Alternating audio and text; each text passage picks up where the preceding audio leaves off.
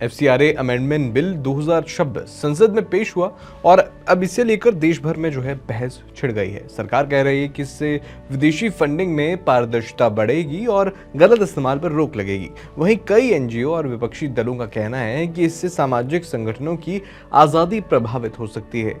आखिर ये एफसीआरए है क्या? सरकार क्या बदलना चाहती है? विरोध क्यों हो रहा है? और सबसे बड़ा सवाल, इसका आम लोगों पर क्या असर होगा? आइए इस वीडियो में सब समझने की कोशिश करते हैं। नमस्कार, आप देख रहे हैं TV9 का खास शो पैसा, पॉलिसी और पब्लिक। मैं हूं अरुण सुंदराल।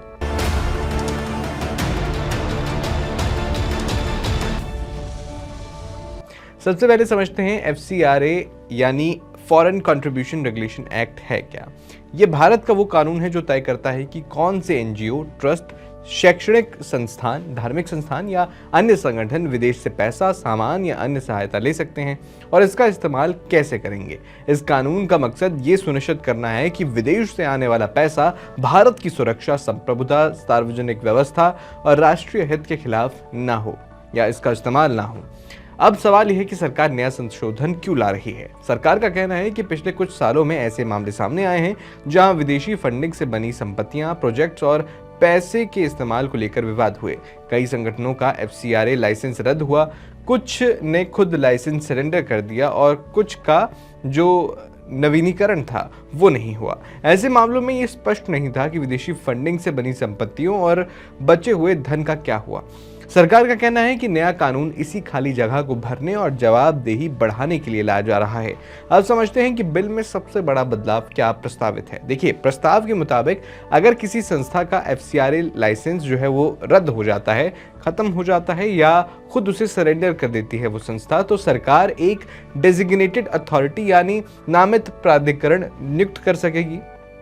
ये प्राधिकरण उस संस्था के विदेशी फंड और विदेशी फंड से बनाई गई संपत्तियों का प्रबंधन करेगा। सरकार का कहना है कि इससे ये सुनिश्चित होगा कि विदेशी धन और उससे बनी संपत्तियां सार्वजनिक हित में ही इस्तेमाल हो और गलत इनका इस्तेमाल न हो। यहीं से विवाद शुरू होता है। कई एनजीओ और सामाजिक संगठनों और जो कुछ विपक्षी दलों का कहना है कि सरकार को इतनी व्यापक शक्तियां देना चिंता का विषय हो सकता है। उनका तर्क है कि अगर किसी संस्थान का लाइसेंस खत्म हो जाता है तो उसकी संपत्तियों और कागजों पर सरकारी कंट्रोल बढ़ सकता है। कुछ कानूनी विशेषज्ञों का कहना है कि इससे संस्थानों की जो स्वायत्तता है वो प्रभावित हो सकती है और सामाजिक संगठनों के काम करने का तरीका बदल सकता है।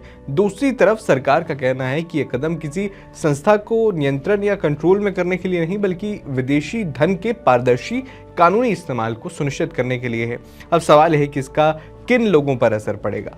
देखिए, सबसे सीधा असर उन एनजीओ, ट्रस्ट, चैरिटेबल संस्थाओं, धार्मिक संगठनों, शैक्षणिक संस्थानों और रिसर्च संस्थाओं पर पड़ेगा जो विदेश से आर्थिक सहायता हासिल करते हैं। जिन संस्थाओं को विदेशी फंडिंग नहीं मिलती, उनके रोजमर्रा के कामकाज पर इस बिल का सीधा असर नहीं होगा। लेकिन आम लोगों का इससे क्या लेना देना? असल में कई एनजीओ शिक्षा, स्वास्थ्य, महिला सशक्तिकरण, दिव्यांग सहायता, आदिवासी विकास, आपदा राहत, स्कॉलरशिप, ग्रामीण विकास और गरीब परिवारों की मदद जैसे क्षेत्रों में काम करते हैं। अगर किसी संस्था की फंडिंग या कामकाज प्रभावित होता है तो उसकी सेवाओं का लाभ लेने वाले लोगों पर भी असर पड़ सकता है। वहीं अगर सरकार का दावा सही साबित होता है और पारदर्शिता बढ़ती है तो विदेशी फंड के दुरुपयोग पर रोक लग सकती है और धन का इस्तेमाल ज्यादा जवाबदेही के साथ हो सकता है। यानी आम लोगों पर असर इस बात पर निर्भर करेगा कि भविष्य में ये कानून व्यवहार में कैसे लागू होता है। एक और बात समझना बहुत जरूरी है। सोशल मीडिया पर कई तरह के दावे किए जा रहे हैं कि अब सभी एनजीओ बंद हो जाएंगे, विदेशी फंड पूरी तरह से बंद हो जाएगा, लेकिन फिलहाल ऐसा नहीं है। ये बिल विदेशी फंडिंग पर पूरी तरह से प्रतिबंध लगाने का प्रस्ताव नहीं देता।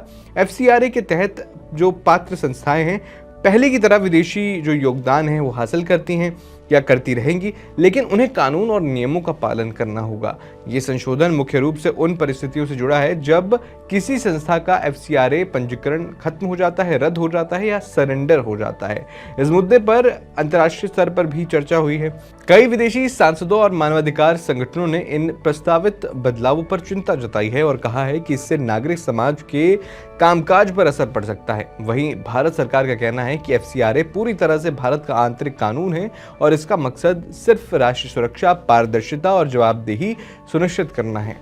तो अगर इस पूरे मसले का निष्कर्ष निकाला जाए तो क्या है, देखिए, एफसीआरए अमेंडमेंट बिल 2026 का मकसद सरकार के मुताबिक विदेशी फंडिंग और उससे बनी संपत्तियों पर निगरानी, पारदर्शिता और जवाबदेही बढ़ाना है। वहीं इसके जो आलोचक हैं उनका कहना है कि इससे एनजीओ की स्वायत्तता और कामकाज प्रभावित हो सकता है। फिलहाल ये एक प्रस्तावित कानून है और इस पर संसद में चर्चा जारी है, इसलिए अभी इसे लेकर सोशल मीडिया पर चल रहे जो अतिरंजित दावों पर भरोसा करने के बजाय सरकार के आधिकारिक फैसले और अंतिम जो कानून का इंतजार है वो करना ज़्यादा सही रहेगा। बाकी आपका इस पर क्या सोचना है, मुझे कमेंट बॉक्स में अपनी राय ज़रूर बताइएगा।